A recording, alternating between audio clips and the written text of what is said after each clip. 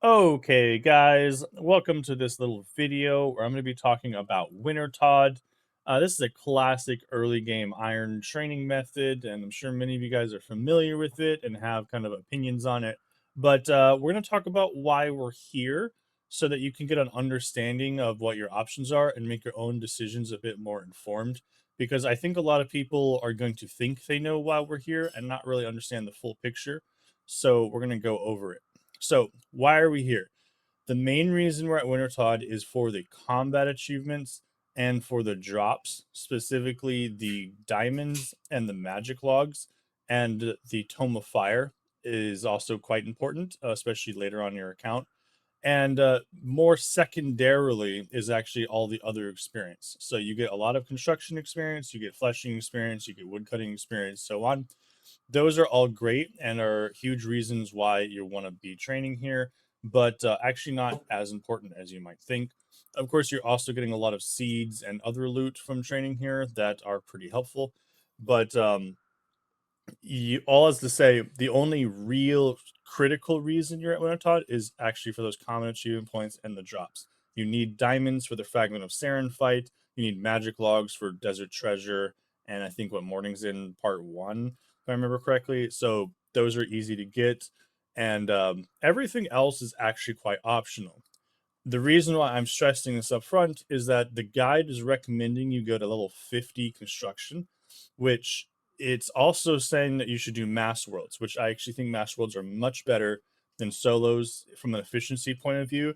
And that's actually because of the cart. So you have this reward cart here and the change to potions. I'm on my main, but you have the reward potions that you can go make, and it makes everything much smoother for Ultimate Iron Man.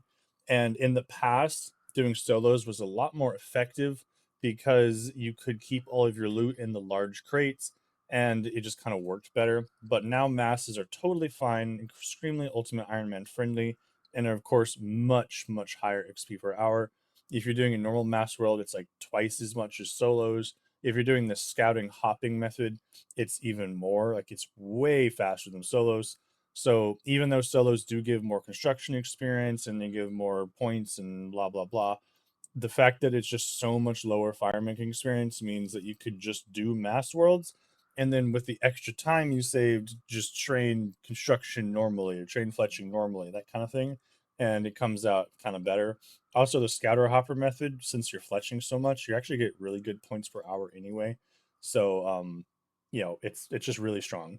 Um, that said, the main thing that I want you to consider is that you really actually want a Tome of Fire. So I think a lot of people are going to be resistant to doing Wintertodt later on because they don't want to do a whole bunch. And I get it, it's kind of a boring grind in its own right. But I want to stress how important the Tome of Fire is to your account. And this is actually something that's changed relatively recently. The reason why the beta, this rework that I'm doing on the guide, does Tome of Fire, it goes for 99 fire making essentially if you do the recommend path. It's because once you get later down in your account and you're doing Zulrah, Zulrah is very easy to do with the Twin Flame Staff. So my PVM guide recommends you use the Twin Flame Staff plus the Tome of Fire and the Bofa, and if you don't have a Tome of Fire, you can't do that. And being able to do Zulrah with the Twin Flame Staff relatively early is really nice because, a blowpipe is really helpful. And of course, Zulrah has other good normal drops.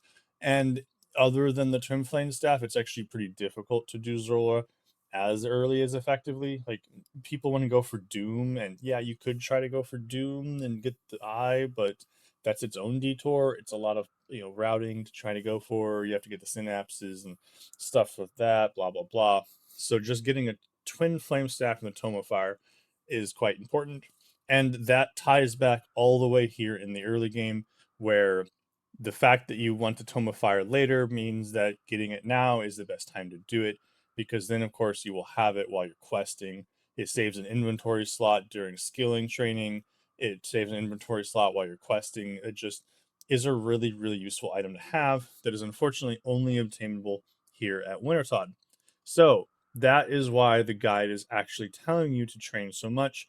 It's not for the reason you would expect. We don't really care about doing construction here. If you want to just screw this and you don't want to do so much Wintertodt, then just train construction at Auburnvale. The Auburnvale sawmill is very effective and it does not have any requirements. If you've got the log basket, the guide isn't really going to know for sure if you have a log basket or you don't, depending on your RNG and how you did forestry. But if you want to, just get the log basket, lock it out, go do the Auburnville sawmill, finish out your 50 construction. Does not take very long. It's like a couple hours at most. With mahogany homes, you can use the blast furnace. You don't need ice gloves. You can just pick up a bucket of water. Totally fine. Nobody's going to judge you. It's totally okay. Another thing to consider is that once you get 50 fletching, you can take a break to do veil totems. The fletching knife is a really nice upgrade here at Wintertodt, and especially if you're doing the scouting hopping method, because it makes getting the points for each world a lot more consistent. So it's really handy. And another consideration is you actually get construction experience while you're doing veil totems. It's a pretty substantial amount on the way to the fletching knife. So you're going to be making progress on your construction, getting that level 50 while you're getting the fletching knife. So it's a really handy thing to do. It's a really chill grind. I recommend knocking it out. Technically, it might not be 100% macro efficient because in the long run, you could do broad arrows to 99 kind of thing. Like you could skip the fletching knife, but I think it's a really nice quality of life upgrade. And, I recommend it, but, make your own choices. Anyway, I think that's all I have. Let me review.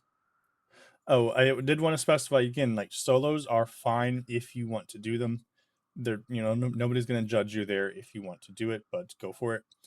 Anyway, if you have questions, just let me know and I'll see you around. Bye.